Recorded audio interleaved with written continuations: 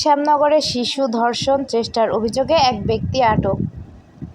সাতক্ষীরা শ্যামনগর জেলা থেকে ইব্রাহিম গাজী এর ভিডিও চিত্রে বিস্তারিত দেখুন।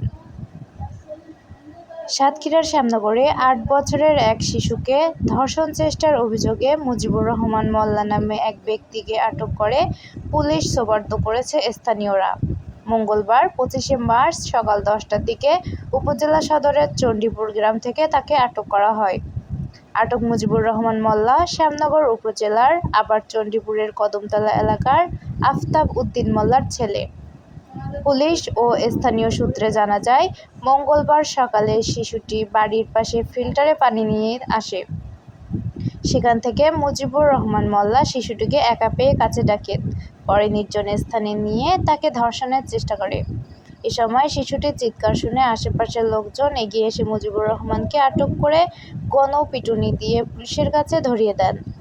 শ্যামনগর থানার ভারপ্রাপ্ত কর্মকর্তা ওসি মোহাম্মদ হুমায়ুন কবির মোল্লা বলেন, এ ঘটনায় মামলার প্রস্তুতি চলছে।